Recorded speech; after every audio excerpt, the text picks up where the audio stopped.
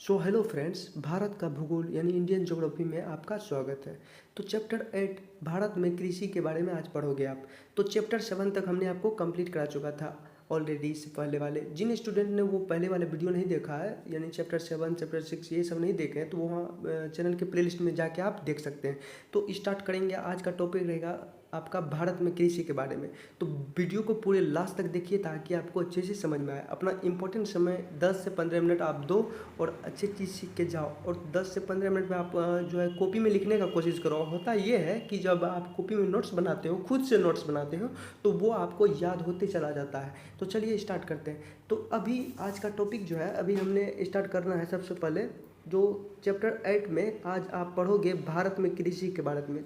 भारत में यानी कि हमारा जो भारत है उसमें कृषि के बारे में आप स्टडी करोगे। तो चलिए इस वीडियो के लास्ट तक बने रहिए। अब देखो, भारतीय कृषि की विशेषताएं के बारे में इसमें जानेंगे। तो सबसे पहले जो इसकी विशेषताएं होती है थोड़ी थोड़ी वो हम जान लेते हैं। जैसे कि निर्वाह प्रकार की कृषि में भारी जनसंख्या दबाव, उसके बाद खदानों की खेती की प्राधान्यता, इसमें कृषि फसलों की विविधता, और यहाँ पे देखो प्राकृतिक आर्थिक एवं सामाजिक कारक यानी कि सीमित क्षेत्रों या गहन कृषि।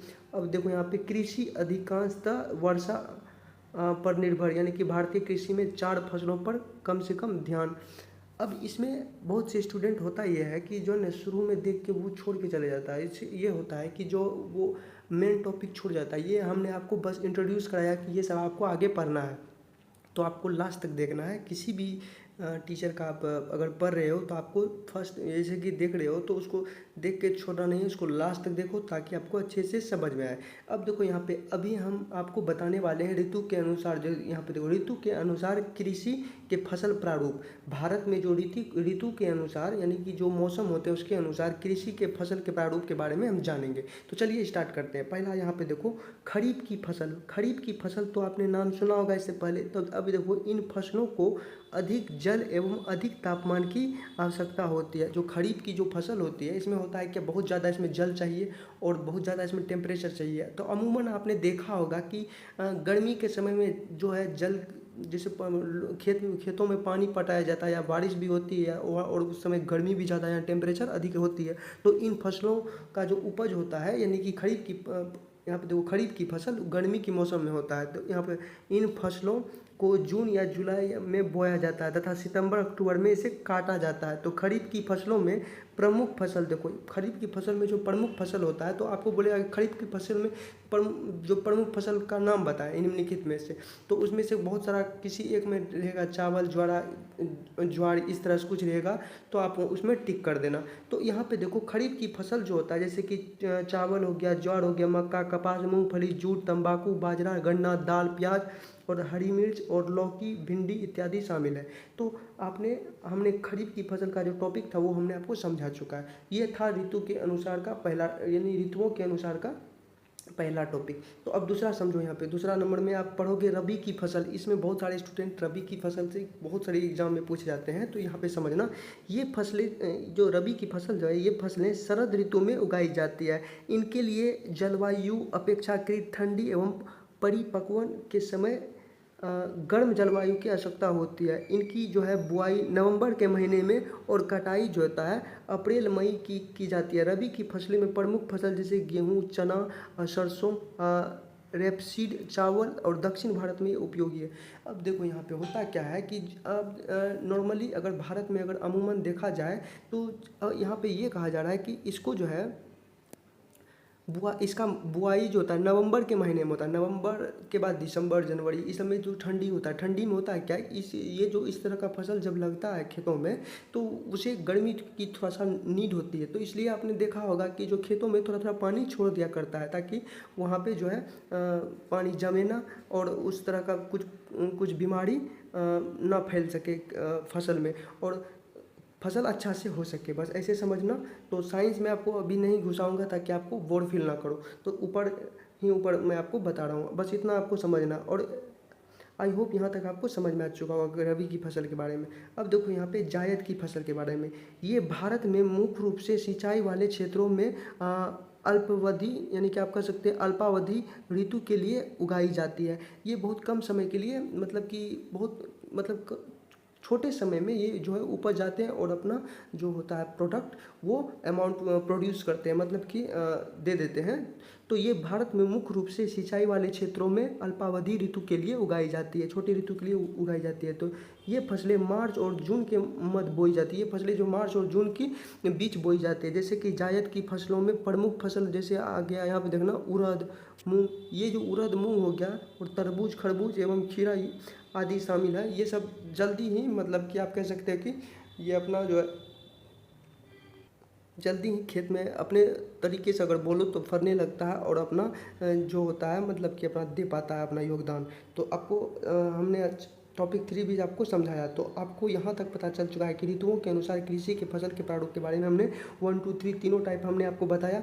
अब देखो यहाँ पे भारत में कृषि खेती के प्रकार, तो अब ये समझना भारत में कृषि एवं खेती के प्रकार समझो यहाँ पे। अब देखो निर्वाह कृषि, अब निर्वाह कृषि हमने आपको कैसे शुरू में आपको इंट्रोड्यूस कराया था, यहाँ पे समझना फर्स्ट ऑफ ऑल निर्वाह प्रकार की कृषि। निर्वाह प्रकार की कृषि इसमें मतलब कि उतना देख रेख नहीं होता था, अपने भाषा में आप समझ सकते हैं। इसको सबसिस्टेंस फार्मिंग कहते हैं निर्वाह कृषि को। तो इसमें यहाँ पे जैसे कि पुराना ज़माना में जो कृषि होता था तो उसमें खेत को मतलब कि आप कह सकते हैं कि चारों तरफ से उसको खुदाई करके और उसको छोड़ दिया जाता था, उसमें बो के और थोड़ा सा पानी वगैरह सब पटा के, उतना देख रेख नहीं किया जाता, तो उससे जो होता था उसी से आदमी का पेट भरता था। तो उसे हम निर्वाह कृषि कहते हैं, जो मतलब पुराने परंपरा के अनुसार जो चलाया जाता था उसे हम निर्वाह कृषि कहते हैं, जिसे इंग्लिश में हम सबसिस्टेंस फार्मिंग कहते हैं। अब देखो भारत में अधिकांश किसान इसी कृषि पद्धति से खेती करते हैं। आपको पूछा जाएगा भारत के अधिकांश किसान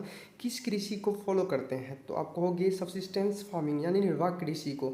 अब ये आपको हम समझ में आ चुका। अब देखो किसी जमीन के छोटे छोटे टुकड़ों पर भार भाग पशुओं एवं परिवार के सदस्यों की मदद से खेती करते हैं। इसमें होता क्या है कि किसी जमीन के छोटे टुकड़ों पर, छोटा टुकड़ा पर भार भाग पशु यानी कि जिस पशु में भार भाग जैसे बैल हो गया मतलब कि गधा हो गया, इस तरह से उसको मतलब कि खुदाई करके इसके माध्यम से और लोगों के माध्यम से तो उसमें खेती करते हैं, जैसे हमने ये आपको बताया। तो अब देखो इस पद्धति में अपनाए जाने वाले तरीके पुराने तथा उपकरण साधारण होते हैं। और इस पद्धति में जो अपनाए जाने वाले जो तरीके होते हैं पुराने और उपकरण साधारण होते हैं। और इसमें मुख्य रूप से खाद्य फसलों के उत्पादन पर बल दिया जाता है। और इसमें जो मुख्य रूप से जो ना खाद्य फसलों के उत्पादन पर बल दिया जाता है। चलिए आई होप यहाँ तक आपको हमने कंप्लीट कराया, आपको सबको समझ में आ चुका होगा। अब देखो रोपण कृषि क्या होता है, अब यहाँ पे समझना टॉपिक 2 समझो। यहाँ पे भारत में कृषि के यानी निर्वाह कृषि हमने पढ़ा, उसी का दूसरा टॉपिक यहाँ समझना, जिसे हम कहते हैं रोपण कृषि में आप पढ़ोगे इसी में से प्लांटेशन फार्मिंग। तो रोपण कृषि समझते हैं। भारत में रोपण कृषि जो है ब्रिटिश सरकार द्वारा 19वीं शताब्दी में शुरू की गई थी। रोपण कृषि जो है, तो आपको पूछा जाएगा एग्जाम में कि भारत में रोपण कृषि किसके द्वारा लाई गई थी, तो आप कहोगे ब्रिटिश सरकार 19वीं शताब्दी में शुरू की गई थी। अब देखो इस प्रकार की कृषि में नकदी फसलों को उगाया जाता है। और इस प्रकार के जो कृषि में क्या होता है, नकदी फसलों को उगाया जाता है। चलिए हमने आपको यहाँ तक बताया। अब देखो यहाँ आगे यहाँ समझोगे आप प्लांटेशन फार्मिंग है ये भी।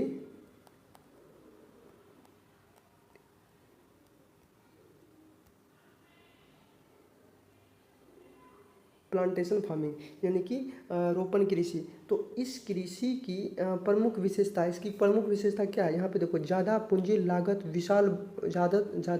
लागत विशाल भूमि और प्रबंधन कौशल तकनीकी और ज्ञान, अत्याधुनिक कृषि मशीनरी और उर्वरक और अच्छी परिवहन सुविधा एवं खाद्य प्रसंस्करण कारखाना आदि हैं। तो इस जितने भी हमने अभी आपको बताया है यहाँ पे इस टॉपिक में, तो इस सब चीज़ का उपयोग करके जो कृषि को उपयोग करते हैं उसे प्लांटेशन फार्मिंग करते हैं। उसमें इस चीज़ ये चीज़ का उपयोग किया जाता है, तो यूज किया जाता है इसे ये सब चीज़ों का। तो इस कृषि की प्रमुख विशेषताएं क्या, प्रमुख विशेषताएं के बारे में हमने आपको बताया कि इसमें क्या होता है, ज़्यादा पूंजी लगाकर और विशाल भूमि होना चाहिए और प्रबंधन कौशल तकनीकी और यानी कि टेक्निकल थोड़ा सा नॉलेज होना चाहिए और मॉडर्न टेक्नोलॉजी का जो मशीनरी रहना चाहिए और उर्वरक अच्छी परिवहन सुविधा होनी चाहिए और अच्छी परिवहन सुविधा होनी चाहिए। तो इस तरह का खेती को हम प्लांटेशन फार्मिंग कहते हैं। और अगला टॉपिक आप समझो, इस प्रकार की कृषि के तहत उगाई जाने वाली प्रमुख फसलें जो होता है, जैसे कि इस कृषि में जो फसल कौन कौन से उगाए जाते हैं, तो जैसे कि रबर, चाय, कहवा, कोको, केला, नारियल एवं मसाले। तो चलिए हमने यहाँ तक आपको बताया।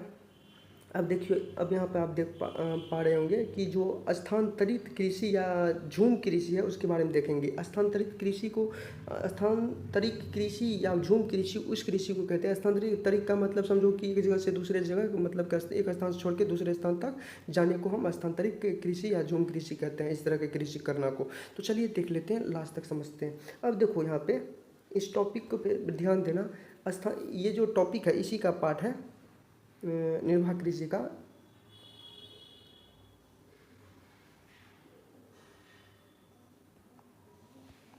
अब यहाँ पे देखो, स्थानांतरित कृषि या झूम कृषि समझो। यहाँ पे इस कृषि की जो इस प्रकार की कृषि में आदिवासी लोगों द्वारा जमीन के एक टुकड़े को कृषि के लिए साफ किया जाता है और 2-3 वर्षों के बाद जब जमीन का उर्वरकता कम हो जाती है तब उस भूमि को त्याग दिया जाता है और फिर वे आदिवासी दूसरी जमीन की तलाश में आगे बढ़ जाते हैं।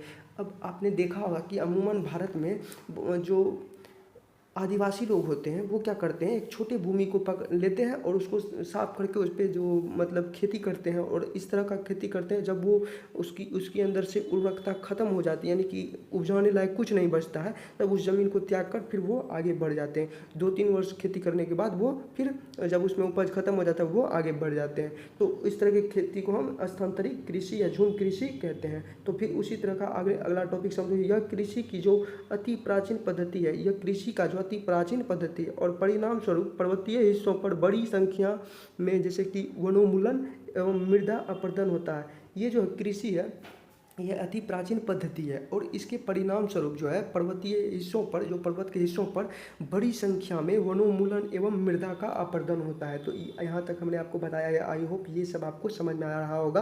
तो अगला टॉपिक समझो यहाँ पे। यह कृषि मुख्यतः जो है असम, मेघालय, नागालैंड और मणिपुर, त्रिपुरा, मिजोरम, उड़ीसा और अरुणाचल प्रदेश और मध्य प्रदेश एवं आंध्र प्रदेश में रहने वाले जनजातियों द्वारा अपनाई जाती है। और इस कृषि को जो होता है यानी स्थानांतरित कृषि जो है नॉर्मली अगर अमूमन इस तरह के लोग अपनाते हैं, जैसे कि त्रिपुरा, मिजोरम, उड़ीसा, अरुणाचल प्रदेश और आंध्र प्रदेश में रहने वाले जनजाति जो होते हैं इस तरह के कृषि को अपनाते हैं। अब देखो इस कृषि के अंतर्गत जैसे कि धान हो गया, मक्का हो गया, बाजरा, तंबाकू, गन्ना इत्यादि की खेती की जाती है। तो यहाँ तक हमने आपको समझाया। अब देखो यहाँ पे हरित क्रांति क्या होता है इसके बारे में थोड़ा सा जान लेते हैं। हरित क्रांति के बारे में यहाँ पे एक चीज़ समझना, भारत में हरित क्रांति की शुरुआत जो है सन 1966 से 67 में हुई। भारत में हरित क्रांति लाने का श्रेय जो है MS स्वामीनाथन को जाता है। तो हमने आपको बस यहाँ तक ही कंप्लीट कराना था आज। तो कल का जो टॉपिक आएगा उसमें आपको बताया जाएगा हरित क्रांति के बारे में, ताकि वीडियो लंबा ना हो और आप बोर फील ना करो। जैसे कि हमने कहा था कि आपको पहले ही 10 से 15 मिनट के आसपास का ये जो शॉर्ट टाइप वीडियो होगा ये रहेगा। अपना इंपॉर्टेंट समय दो, कुछ नया सीख के जाओ। तो चलिए आज का टॉपिक यहीं हम कंप्लीट करते हैं। अगर ये आपको अच्छा लगा तो अपने दोस्तों को, अपने पड़ोसियों को शेयर करें ताकि ज़्यादा से ज़्यादा लोगों तक ये पहुंच सके और वो सीख पाए। तो आज का टॉपिक में बस इतना ही। कल का टॉपिक आपके लिए रहेगा हरित क्रांति और उससे अगला पार्ट कल आप पढ़ोगे। तो इसको लाइक करें, सब्सक्राइब करें और शेयर करें। धन्यवाद। जय हिंद। फिर मिलूंगा नेक्स्ट पार्ट में।